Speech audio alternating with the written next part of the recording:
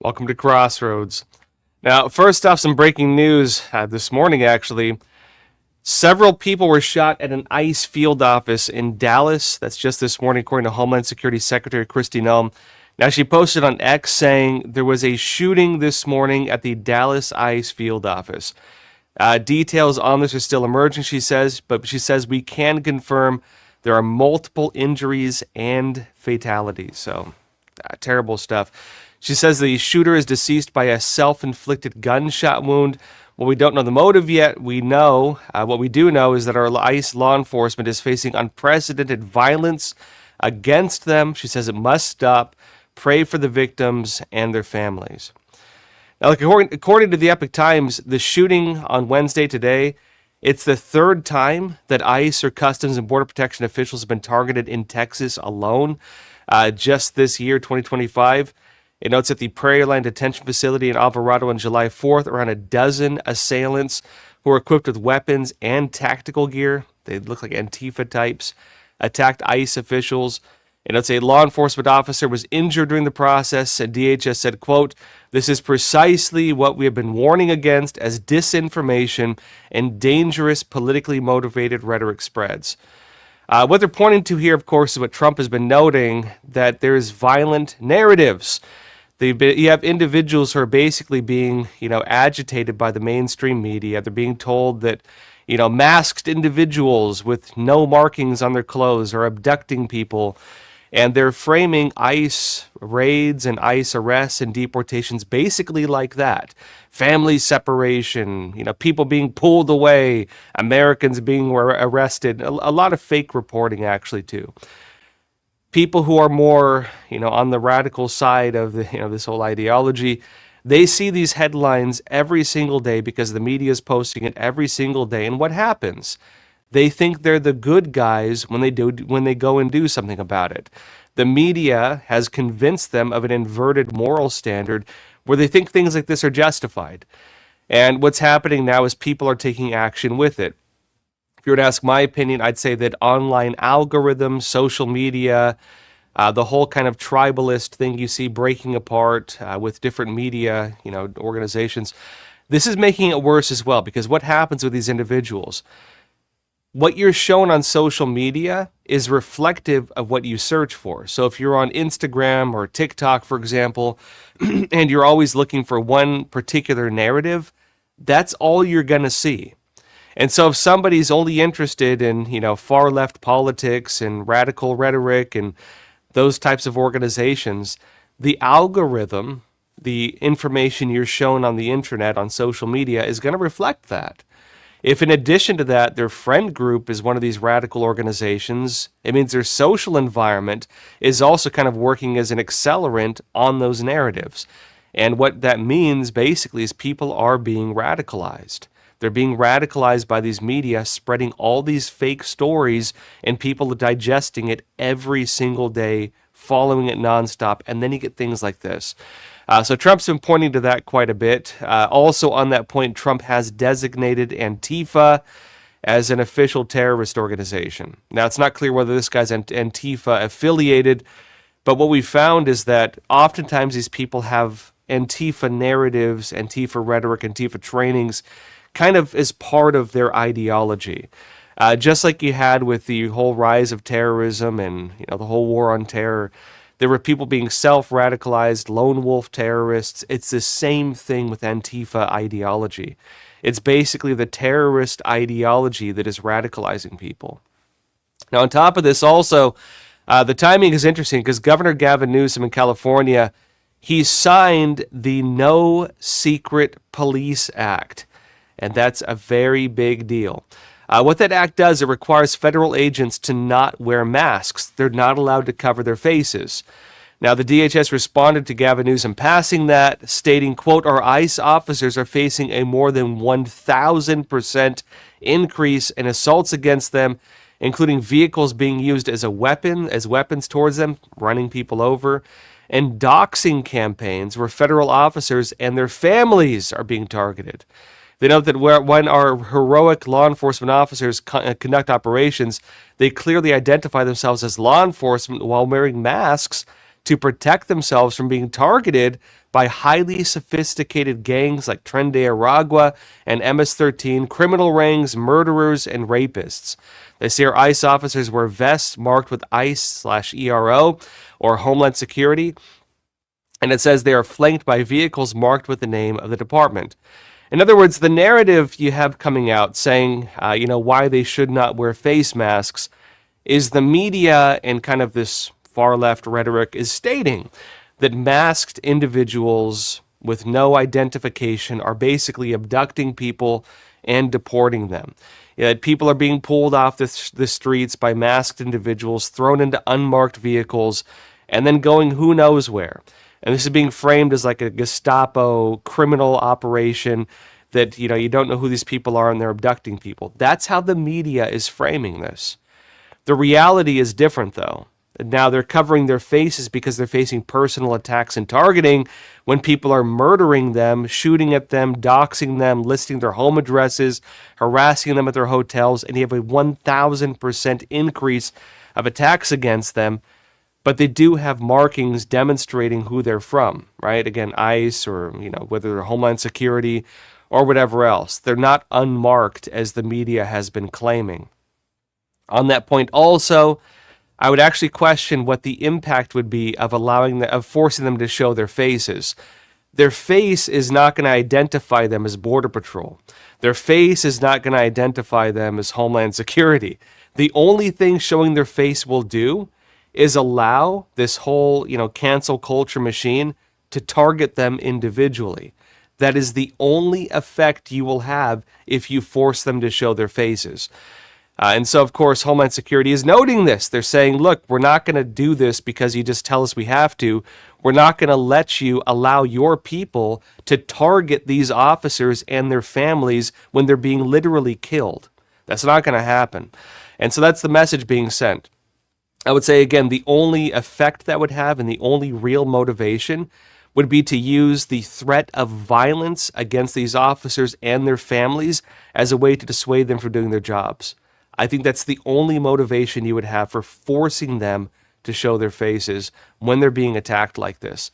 Because, again, the only reason they hide their faces is because they're being targeted, killed, threatened, and everything else. And also, I think that after Trump has designated Antifa a terrorist organization, you're probably going to have more stuff like this. My personal take on this shooting in Dallas, my personal take is that we're entering a dangerous period right now, an interim phase, because what just happened? Antifa is now officially a terrorist organization. Everybody affiliated with it is now a designated terrorist. Now that's problematic because I'll note, and some people don't want to say it, a lot of elected officials have friends or family members and kids, even their children, who are members of Antifa. A lot of college professors are members of Antifa. A lot of elected officials have even publicly said that they agree with Antifa rhetoric. Designated Antifa a terrorist organization is basically going to implode the entire far left of the United States. It's that prevalent because the media was promoting it for a very long time. Right? The mainstream media was promoting it. What's going to happen now? Not everyone's going to pop off like this, but some of them will. Hopeless individuals, people who think, well, geez, they're designated as a terrorist. Your choice is Guantanamo Bay or just end your life, and they're choosing ending their life and taking people with them. You're going to have more of this until they rapidly act to dismantle those networks, rapidly act to go after these far-left terrorists. And it does seem that's what's happening now. I will also say, in addition to this looks like a copycat attack of the assassination of Charlie Kirk. Someone using a sniper rifle. Again, we don't know much about the rifle or anything else. We do know they say it was a sniper, meaning shooting from a hidden location, killing officers until they're found and taken out. This is a copycat, it seems, of that. And unfortunately, if that becomes the new modus operandi of these far-left terrorists, that's a big threat. That will also probably incentivize Donald Trump to deploy National Guard to further protect ICE officers and federal officers, because now there's a clear danger to them. The timing for Gavin Newsom, forcing them to show their faces right with this, could not be worse for the left. That's going to blow up in their faces, I think, like politically. We'll see where it goes, but this is where it's at. Now, that said, I want to jump into some other topics. In other news also, the long-awaited study on the causes of autism has now been released. The Food and Drug Administration, the FDA, declared that acetaminophen, which is in Tylenol, right? It's one of the main things in Tylenol. It can cause autism in children if their mothers take it often when they're pregnant. So in other words, it's like you take it once and your kid has autism. You got to kind of take it a lot. Now, this is the official notice from the FDA commissioner. This is Martin Makey. He said in recent years, evidence has accumulated suggesting that the use of acetaminophen by pregnant women may be associated with an increased risk of neurological conditions such as autism and ADHD in children. It's that some studies have described that the risk may be most pronounced when acetaminophen is taken chronically throughout pregnancy to childbirth. The woman takes it pretty often. Maybe you take it every night, or I don't know, maybe once a week. I don't know how often, but pretty often, like you take it one time. They add that these concerns may be magnified by the fact that a very young child's liver may still be developing, and thus the child's ability to metabolize the drug may be limited. To be clear, while an association between acetaminophen and autism has been described in many studies, which we'll get into, it says a causal relationship has not been established, and there are contradictory studies in the scientific literature. I'll briefly note that one problem you have in scientific literature is that you often have special interest among the doctors and scientists themselves. Like the guy works for like the company or something like that. There's a lot of that going on. Scientific literature in general, but especially with medicine, is often tainted by special interest, and often tainted as well by the fact that some medical journals just won't publish information if it goes too hard against like the established narrative. It's a big problem with these industries, and they are industries. They add here, though, as well, quote, the association is an ongoing area of scientific debate, and clinicians should be aware of the issue in their clinical decision-making, especially given that most short-term fevers in pregnant women and young children do not require medication. You probably don't need to be taking Tylenol. And in America, too, a lot of people treat Tylenol as like not a major medication to take. It's kind of like the just whatever medication. It does have an effect, apparently. Now, they say this as well, in the spirit of patient safety and prudent medicine, clinicians should consider minimizing the use of acetaminophen during pregnancy for routine low-grade fevers. This consideration should also be balanced with the fact that acetaminophen is the safest over-the-counter alternative in pregnancy among all these, treatments for this. They note that aspirin and ibuprofen have well-documented adverse impacts on the fetus. So it is known that it does affect your infant while you're pregnant. Now, Epoch Times also did some follow-up reporting on this. They said the Food and Drug Administration, the FDA, notified doctors on September 22nd that using acetaminophen during pregnancy, quote, may be associated, not is associated, but may be associated with an increased risk of neurological conditions. Now, let's say a spokesperson for Kenvue, parent company of Tylenol's manufacturer, told the Epoch Times in an email, quote, we believe independent sound science clearly shows that taking acetaminophen does not cause autism. This is the company, right? This is the company that does it. They say, we strongly disagree with any suggestion otherwise and are deeply concerned with the health risk this poses for expecting mothers. Like on the side of the company that's behind Tylenol, they are like the safest over-the-counter drug for this type of stuff. The problem you're going to have with that is basically if a mother has a headache or something like that, you got to deal with it basically if you can't take this stuff. Now, note as well that multiple studies have found that acetaminophen during pregnancy can, in fact, increase the risk of autism, a disorder marked by symptoms such as difficulty communicating, difficulty processing change, and attention deficit hyperactivity disorder, ADHD, including a review of 46 prior studies published in August. In other words, there is, in fact, a lot of science saying, yeah, this stuff causes autism in kids if you're taking it while you're pregnant. And notes as well that some lawsuits have been filed alleging the retailers failed to warn people that Tylenol or generic versions of the drug could cause autism or ADHD. Remember why that's important, right? The Trump administration just made it so that advertising for like drugs and pharmaceuticals, if they're advertising on TV or whatever else, they have to show all of the adverse effects, all the side effects. They show you quite a few, and they're oftentimes pretty crazy, right? Like may cause suicidal ideation, may cause like homicidal ideation. Like how does a drug cause that? They have to start telling you everything these drugs do. And even the stuff that we regard generally as safe has side effects, including Tylenol. And so they're noting that maybe there needs to be more warnings on this. The timing of this is important because, people weren't warned about that. There is, in fact, scientific studies showing, in fact, that Tylenol can cause this. Now, notes as well, a federal judge in 2023 handling a number of those suits determined that people proposed as expert witnesses by plaintiffs had not provided scientific evidence behind the claims and barred the people from testifying. They couldn't even testify. And based on that order, the judge dismissed the case. So, again, the Tylenol company, they're noting that basically there's not strong enough evidence to suggest that this is the case. The Trump side is saying, well, there is scientific evidence. It's true that, in terms of like being taken before a court, it was tossed out by the judge, or people weren't allowed to testify. But if people are not allowed to testify, how do you have an actual judgment? That's the question. We're going to have to see what comes out from this in terms of the causes of autism. This is probably the beginning of this, very far from the end. President Trump and HHS Secretary RFK Jr., they've been working pretty broadly to expose problems with the pharmaceutical industry. This includes problems with media and advertising. This includes problems of, even scientific studies being tainted by special interest. It includes the kind of two-way street between the, FDA and government branches that regulate this stuff and people working in the companies because they tend to go back and forth.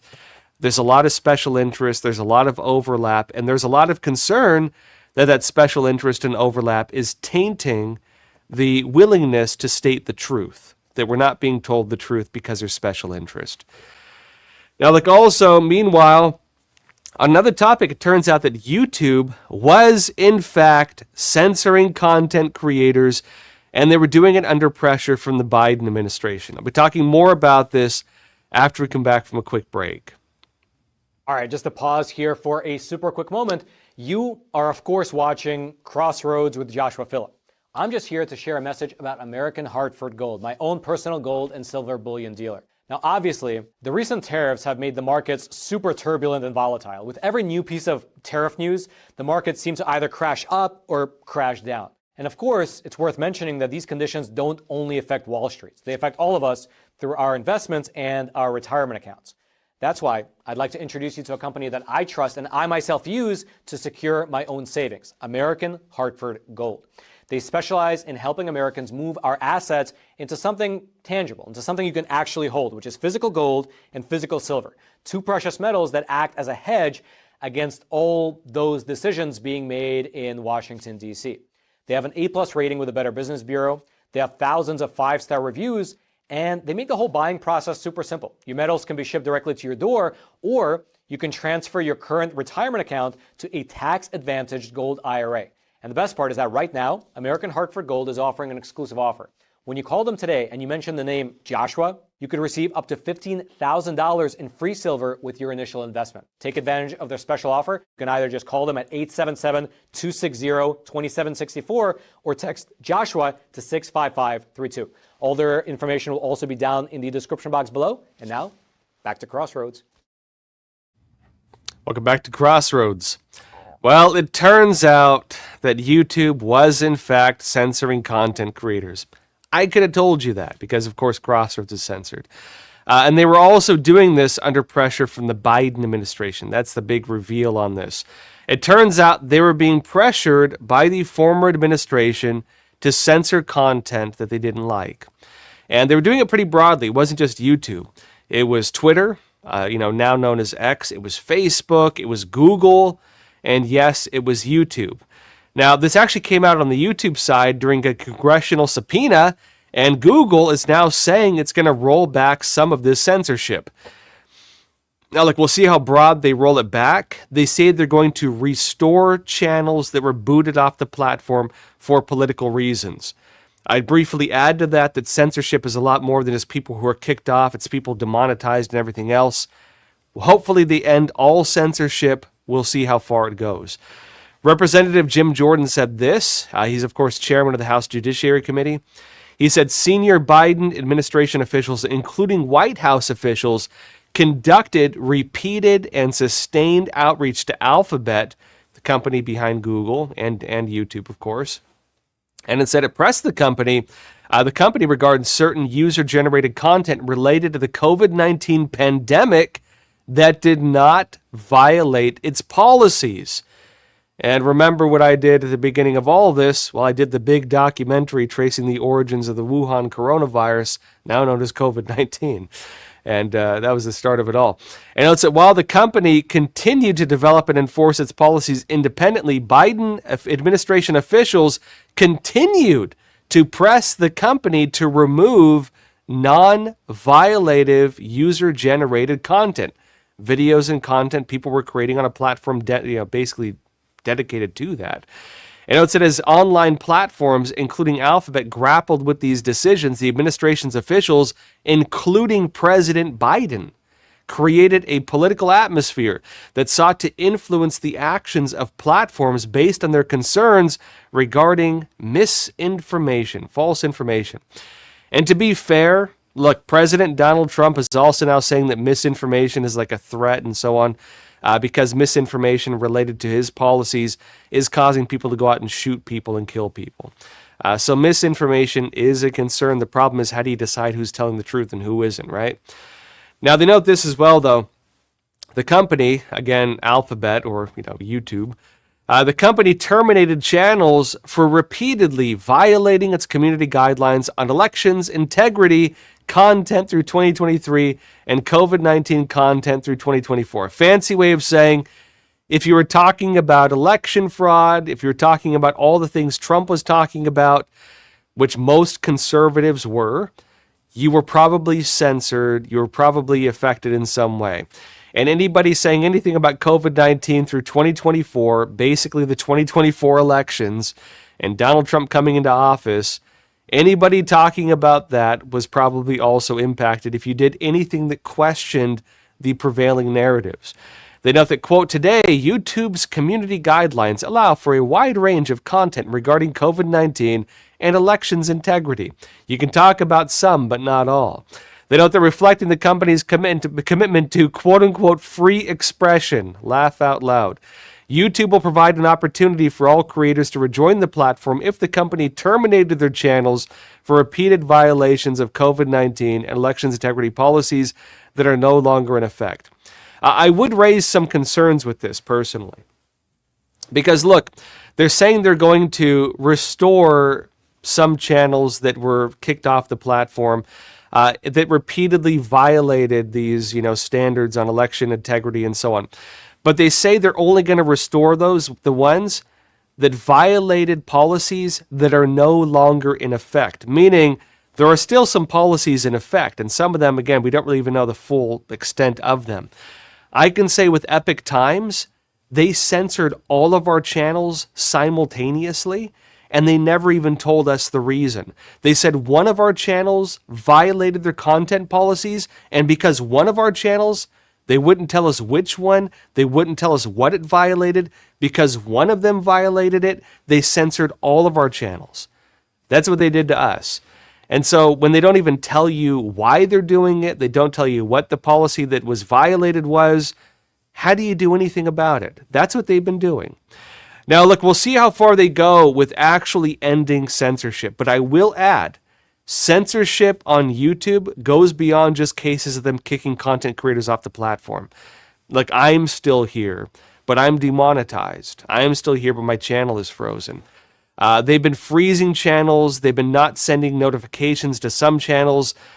A lot of people believe that they've even been like deleting followers. There are people even telling a lot of content creators, hey, I was subscribed. Somehow I've been automatically unsubscribed. They're, of course, making it so people can't make a profit. And there's a lot of problems like this. Now, one issue you have with that type of censorship, and it is censorship because that was a big narrative in the mainstream media. The mainstream media back in 2020 and so on was saying, look, it's not censorship. It's a private company. A private company can do whatever it wants. It is censorship if the federal government is doing it. I would actually add to this that there's a bit of a gray area here. It's censorship either way. The question is it censorship that violates the First Amendment? Violations of the First Amendment would be the government doing it. A private company, you can deny service to who you want. If a guy walks into your restaurant and he's like waving, like something around and acting crazy, you have the right to kick him out. He doesn't have his full right of free speech, standing on a table and yelling in your restaurant. Doesn't have that right. But the government cannot just kick somebody out. Well, maybe if they're standing on a table, they can kick them out if they're like violent or something.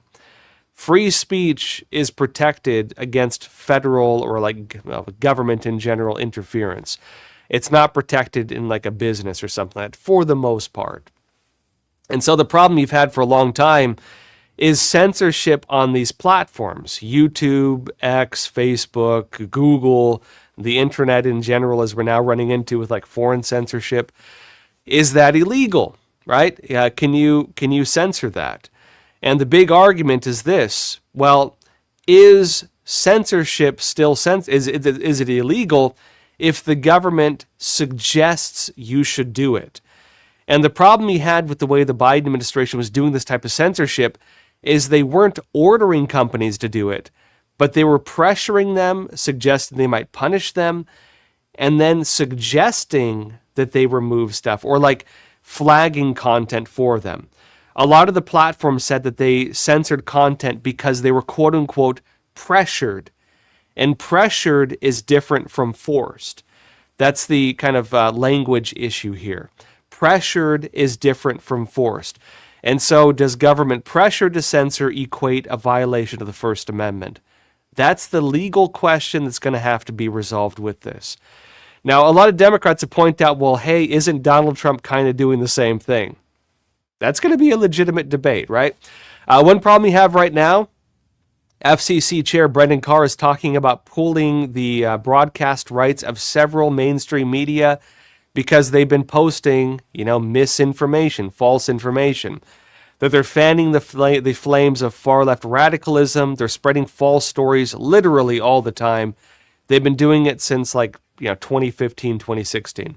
The Trump-Russia fake narrative, the hoaxes they've dealt with the whole time, and of course the misrepresentation of people, framing them as Nazis and terrorists and everything else, which is being used to justify violence against them. One of the big issues with this is late-night TV host Jimmy Kimmel. He briefly had his show put on hold because he made false statements saying the guy who killed Charlie Kirk, at least accused of killing him, was a MAGA supporter. He was not. He was, it seems to be, someone interested in furry pornography and was dating a trans guy and was very, very far left, according to everybody who was close to him. His family was MAGA. His family was Trump supporters, but he flipped somehow, it seems, after he went to college. Now, many people criticized the deplatforming, though, of Jimmy Kimmel as censorship. You can't kick a guy off because he gets something wrong, right? That's just one show, but I will note this. There were thousands, maybe more, hosts on YouTube that got kicked off or censored in many other ways. And while people are making a fuss over, hey, Jimmy Kimmel got canceled, and look, to be honest, it is censorship, right? It is censorship. The question is, was it his personal opinion, or was it a scripted thing being run by a giant corporation, being influenced by political interests? That's the question, right? And also that's the question on whether that guy's independent or not. What is the degree of your independence? Are you acting as effectively a voice box for one political system where you're funding them, you're promoting them, you're acting as basically the campaign sidekick or something like that? Or are you independent where you legitimately have your own opinions? Is it still free speech if it's a massive institution directly tied in with the, effectively like campaigning for a political ideology. Like, how do you draw the line with that? That's the problem you have with a lot of those networks. And how does that compare to like independent YouTubers, many of whom had more views daily than Jimmy Kimmel does, by the way? How do you compare that, right? One issue we're having is that the number of content creators kicked off platforms, and not just YouTube, but a lot of them, most of them were the conservative ones.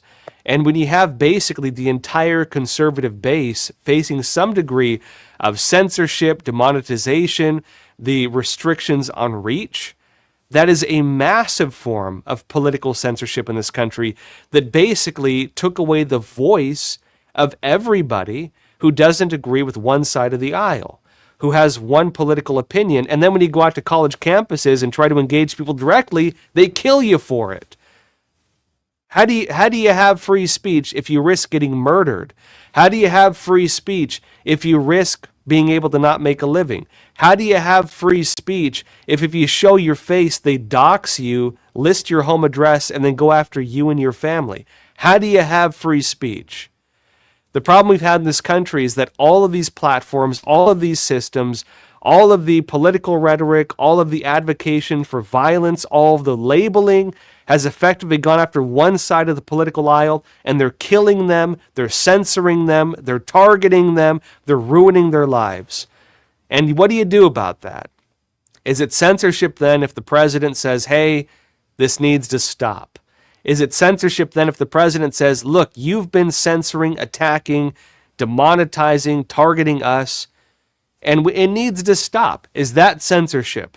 Or is it like going after the systems of censorship, political control, and effectively controlling every voice box of every major platform? How do you deal with that? That's where we're at with this. And I would say also the big problem is we got to find out what to do now with YouTube censorship. Because again, I will note the company's saying they're going to restore deleted channels.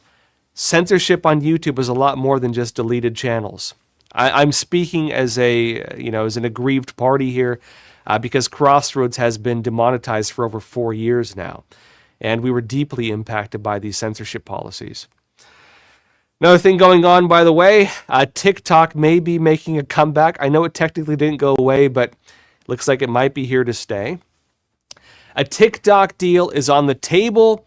It's looking like the Trump administration will in fact reach a deal that removes some of the CCP's control over the app.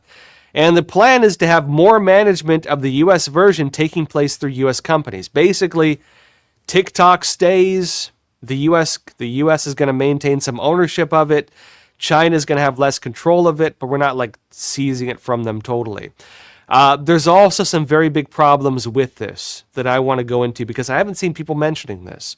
First off, though, this is where the deal is at. Bloomberg said that Oracle, the tech company, would create and provide security for a new U.S. version of TikTok's algorithm under a deal taking shape to sell the popular Chinese-owned app to a consortium of American investors, a White House official said, addressing a key concern raised by lawmakers in Washington. And it's the arrangement outlined by the White House official in a statement Monday seeks to ensure that the American buyers control TikTok's recommendation software in the U.S. following a divestiture by its Chinese parent ByteDance. ITD owners of the U.S.-based TikTok would lease a copy of the algorithm from ByteDance that Oracle would then retain from ground up, according to the official. Notably, the former head of ByteDance made a public declaration saying that he would serve the interests of the Chinese Communist Party and of Xi Jinping, including using all of his companies to support Xi Jinping ideology. So ByteDance is heavily tied in with the CCP, and even in a public declaration, a public self-criticism under pressure from the CCP, declared that he would use his company to support the Chinese Communist Party and its agendas. We'll see how tightly they're tied in with that, right? But it says this: data from U.S. users would be stored in a secure cloud managed by Oracle with controls established to keep out foreign adversaries, including China, the official said. So Oracle is going to keep U.S. data in a way that China allegedly cannot access. We'll see how that goes, and I'll note why it's a problem. And it's a Beijing-based ByteDance would not have access to information on TikTok's U.S. subscribers, nor would it have any control over the algorithm in the U.S. Why is that an issue? Well, let me tell you something that most people are not telling you. The problem is that even many U.S. tech companies have ties to the Chinese Communist Party. Many major U.S. tech companies have ties to the Chinese Communist Party's big data systems. Many major U.S. companies have even been involved with massive programs of state surveillance and repression, including human rights abuses in China. U.S. companies. And it turns out that Oracle is among them, at least in terms of like data sharing and surveillance. This actually came out a few years ago. I'm not the first one saying this going back several years. It's not really being brought up right now. But this actually started, at least the public criticisms and concerns on this, when Oracle was first looking to take over TikTok's U.S. operations as part of the decision, the discussions when the TikTok ban was first going through under the Biden administration.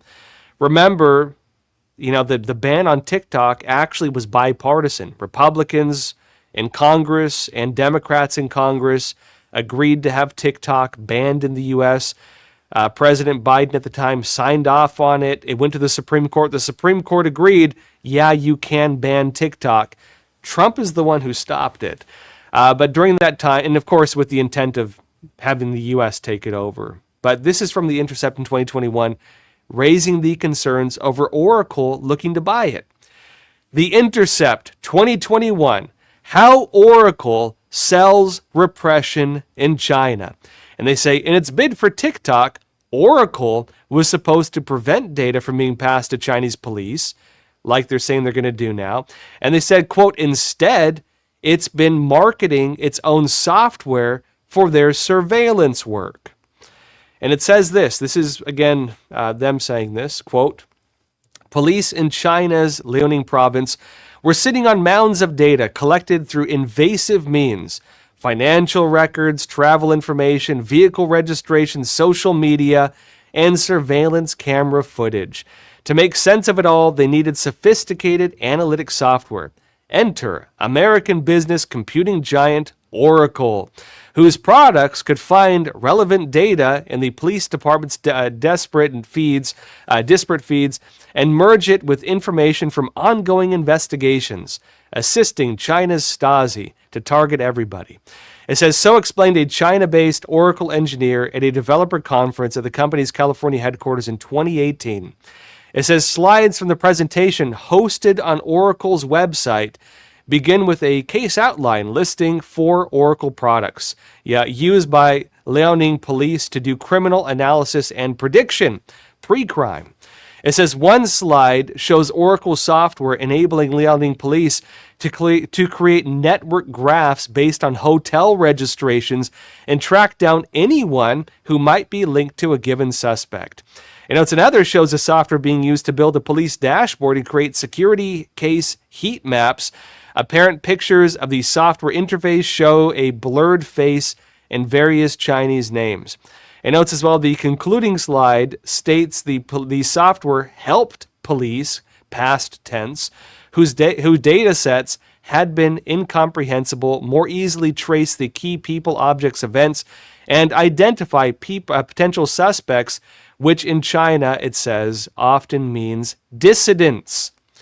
People being accused of political crimes or religious crimes. How dare you believe in God? It says this, in at least 2 cases, the documents imply that provincial departments used the software in their operations. One is the slideshow story about Liaoning province in China. The other, it says, is an Oracle document describing police in Shanxi province as a client in need of an intelligence platform. It says Oracle also boasted that its data security services were used by other Chinese police entities, according to the documents, including police in Xinjiang. Why is that problematic? Well, in Xinjiang, it says here, the site of a genocidal movement against Muslim Uyghurs and other ethnic groups. The Chinese Communist Party has one of the most invasive and persecutory systems of surveillance the world has ever seen, in Xinjiang and is using it to kill people, harvest their organs, and even enslave them. Being involved in any way in that, I would say personally, is problematic, in my opinion. It notes this as well. In marketing materials, Oracle said that its software could help police leverage information from online comments. How dare you post something on the internet? Investigation records, hotel registrations, license plate information, DNA databases, again, biometric surveillance, and images for facial recognition, which many dissidents have said, by the way, is extremely prevalent in Xinjiang province. Many people who have been persecuted by the CCP have noted all of these types of surveillance and how destructive they are to basic, quality of life, how persecutory they are, how they're used to go after people. It says this as well. Several Oracle materials imply, not state it's definitive, but imply that the company has gone substantially further than marketing to Chinese police, which operate as part of the country's Ministry of Public Security. By the way, the MPS, Ministry of Public Security, is the group that does the secret Chinese police stations in the United States. That's the Chinese branch that's involved with that. But it says also, one presentation detailing Oracle's database and data security products contains a slide titled, quote, Oracle and the National Defense Industry. And it says that title is followed by a list of multiple Chinese military entities. So when they say Oracle and the National Defense Industry, they immediately show Chinese military entities, not like American ones, right? And it says, including the People's Liberation Army, the Chinese military, the armed wing of the Chinese Communist Party, the China National Nuclear Corporation, and China Aerospace Science and Technology Corporation. And notes that defense entities are also the apparent target for two additional Oracle Chinese language presentations, the most recent of which, at the time this was written, it's at least in 2021, which is dated 2015, and for events called the People's Armed Police Force, Oracle Cloud Computing Exchange Forum, and the Oracle Xi'an Aviation and National Defense Industry Information Seminar, listed in Chinese on Oracle's website. And notes it is not known whether Oracle software is in use by any Chinese military entities or if the company has any agreement with them. I would note that is probably a bit of a topic of concern if they're going to be taking over TikTok, because that does raise the questions of, well, what are their ties to the Chinese Communist Party, the Chinese military, and the Chinese Communist Party's police system, which is also tied into its intelligence operations.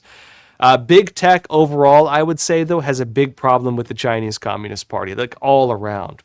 A lot of major U.S. tech companies are deeply, deeply intertwined with the Chinese Communist Party. Many major U.S. tech companies have been involved in some type of really questionable activity in China, including censorship on the light end and including surveillance that has led to human rights abuses on the far end of it. Some of them have even been directly involved in cases of helping the Chinese Communist Party arrest and persecute religious believers. These companies have been involved. I'm not talking about Oracle directly, but many U.S. major tech companies have been involved in human rights abuses in China. And look, you have full-scale genocides taking place. You have major persecutions taking place. Aside from intertwining interests with the Chinese Communist Party and its military, and the problems that could propose to the U.S. with national security, and even whether we give them the rights over major platforms, expecting them to be independent of the Chinese Communist Party, it also raises questions over, well, are they committing human rights abuses, frankly? Now, on the point of TikTok and Oracle, the challenge with the whole bid to buy TikTok, how does the U.S. choose a tech company that can act independently of the Chinese Communist Party? Because the problem is, and Oracle noted this, it's kind of the way the industry works. A lot of them have ties to it. I would say the problem with that is, they need to resist pressure from the Chinese Communist Party to censor. If you're going to have TikTok, working with a U.S. tech company, well, who knows who it's going to be.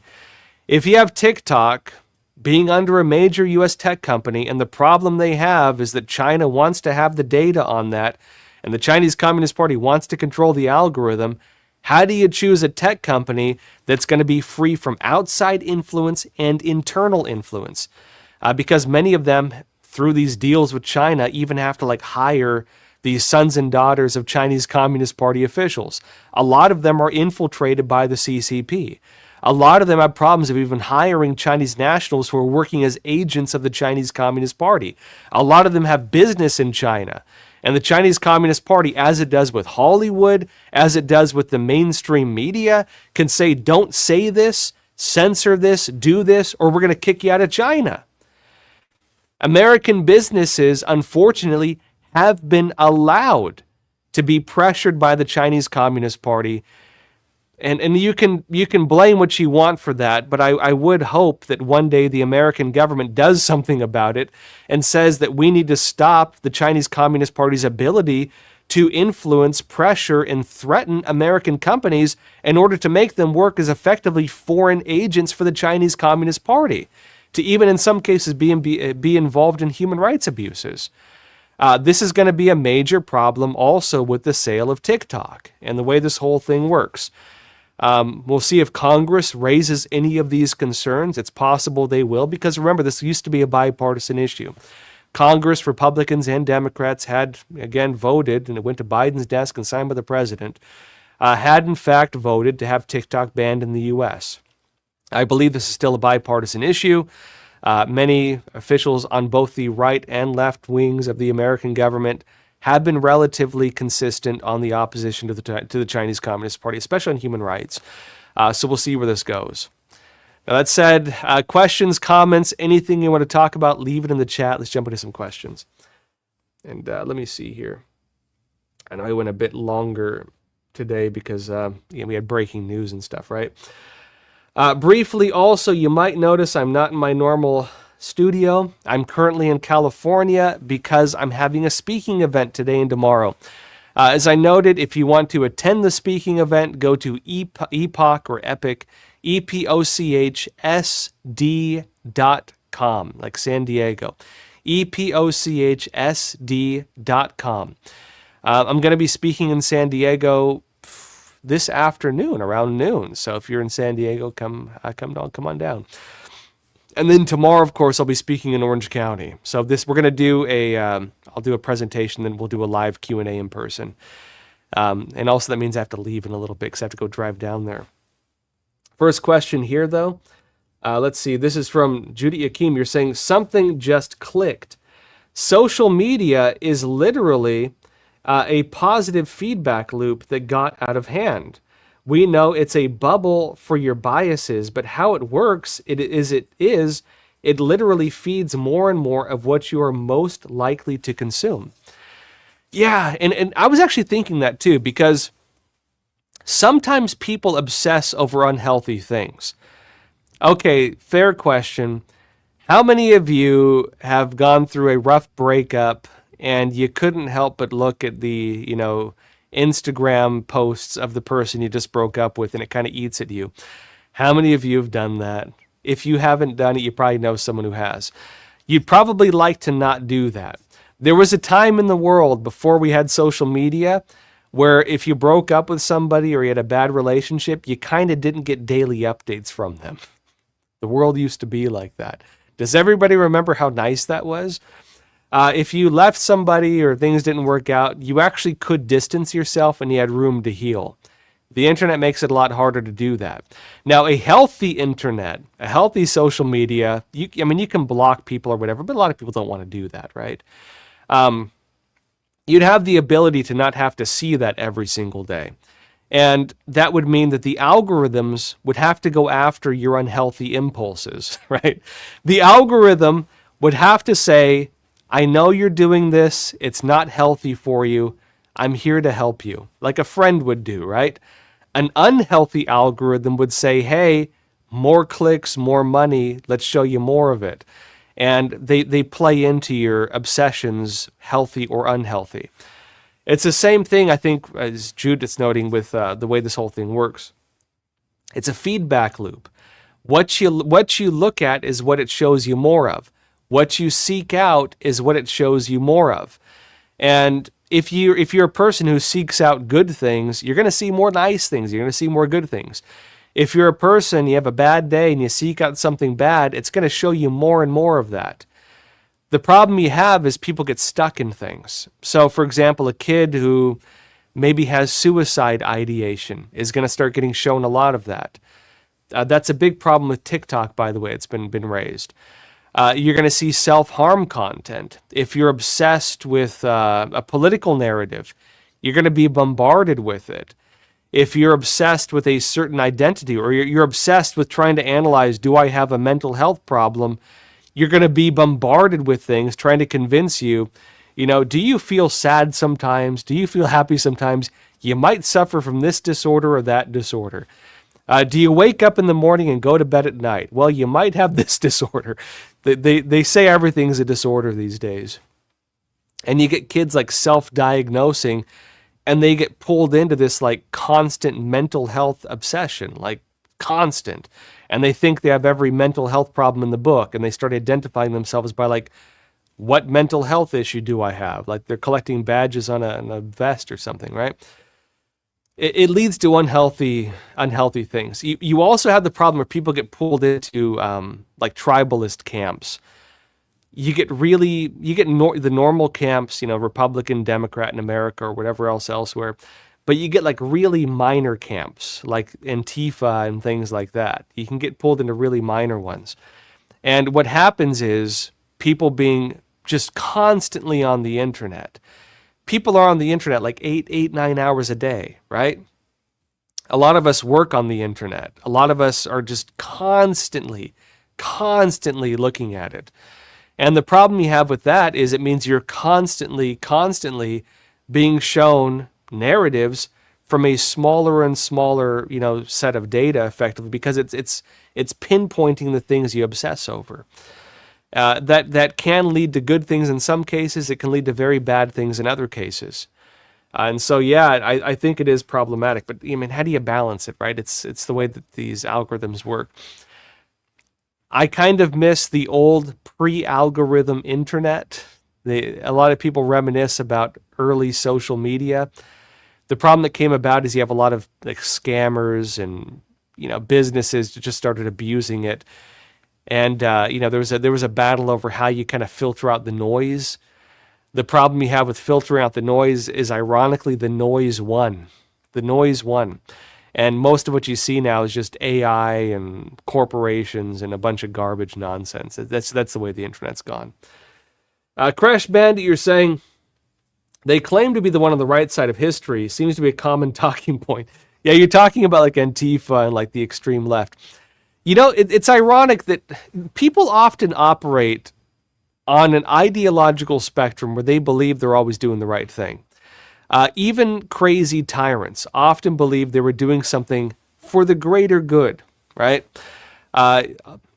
Again, a lot of these like radical left-wing activists, like the Weather Underground, they probably believe that within their crazy ideology that, blowing up things and killing people, that they thought it was for the greater good. Communism would often say, you know what, you got to break a few eggs if you want to make an omelet. Sometimes you got to break a few 100 million eggs to not make an omelet, as we've seen with communism, right? But also, you see a lot of these individuals who believe that they're justified in carrying out acts of violence because they believe that they're the good guys. They think they're like V from Vendetta, right? Which they watch over and over again. Or they watch some of these movies that convince them that, they're Batman or something like that, fighting against the evils of the world. In my opinion, the problem you have is the idea of how do you define right and wrong? How do you define what is good and what is evil? If you have people whose idea of good and evil is not rooted in some kind of traditional belief, and I'm not trying to tell you go one way or the other or believe in one thing or the other, but if you're not rooted in some kind of traditional belief, your idea of good and evil is going to be a personal ideology. That works for some people. It really does not work for others. For some people, their idea of right and wrong is based on like really crazy things. Their idea of right and wrong is, if you say that I'm a man, you're right. If you say I'm a woman, you're wrong. And they believe that murder is justified if you say otherwise. For some people, they end up with like warped ideas of reality. They go crazy. And their idea of right and wrong is like even sometimes a really inverted moral system. For normal criminals, their idea of right and wrong is what benefits me is right and what does not benefit me is wrong. They're motivated by self-interest, right? Like narcissists and stuff like that. If they rob somebody, well, I need this. If they rob somebody, well, I was hungry. Well, you had something that I wanted that I don't have. Self-interest is the definition of their right and wrong. More traditional people, which I do believe is the majority of the world still, religious people, their idea of right and wrong is typically rooted in a more traditional view of good and evil, whether it's Christianity or whatever religion you practice. That's a more rooted idea of right and wrong. The problem we have, as I've said over and over again in the world these days, is you have a communist ideology that has for decades, more than close to a couple hundred years now, mid-1800s.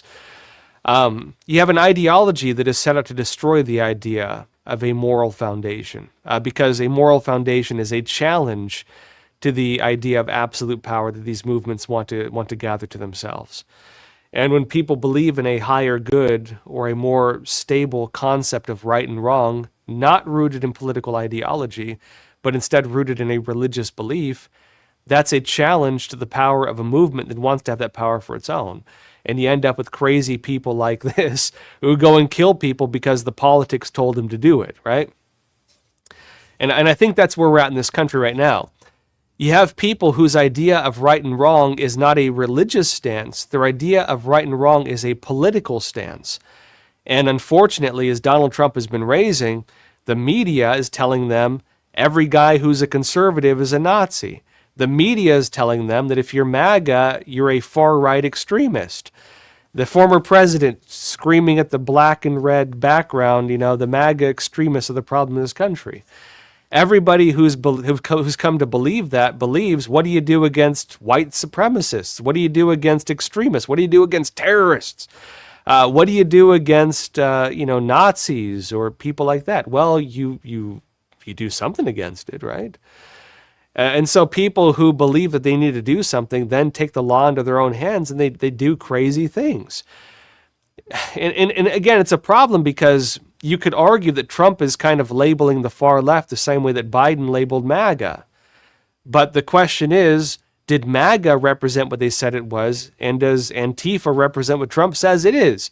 I'd say MAGA did not represent what they said it was. MAGA, Make America Great Again, was not some crazy right-wing extremist psychopathic movement. It's most of the country, and it's mostly like religious people. By the way, the reports talking about the uptick in like right-wing violence, maybe I'll show you tomorrow. They've been skewing the data. They've been defining violence if like somebody writes a message somewhere saying abortion is evil. They equate that to violence. They equate language to violence. Whereas on the other side, Trump and so on is saying violence is like if you shoot somebody with a sniper rifle. It's a little bit of a difference between calling someone a name and shooting someone with a sniper rifle. On the far left, Antifa and so on, you have entire movements that are based on the idea of using violence to achieve a political goal, which is by definition terrorism. And so it's a false dichotomy. It's a false dichotomy. And I know that phrase is overused, but it really is. It's a false dichotomy, trying to equate MAGA with Antifa. Like they're not the same. It's like trying to say the lamb is the wolf. You know what I mean? One side is a murderous, psychopathic organization that very openly advocates for the use of violence. The other side is like, your grandma, with a little MAGA hat waving a flag or something like that. You have some guys who are kind of jerks, let's be honest, but it's not like, they're not violent. It's just free speech, right? And no, speech is not violence. Speech is not violence.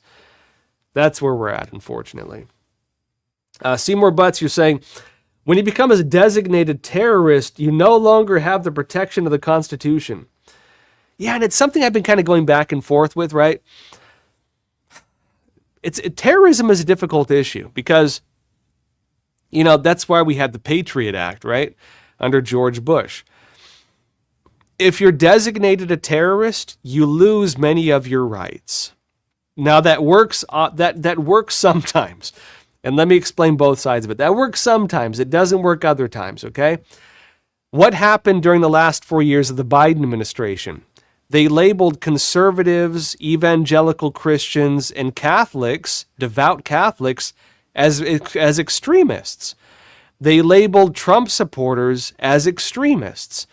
And if you label people as extremists, maybe not as far as terrorist, that actually has legal implications.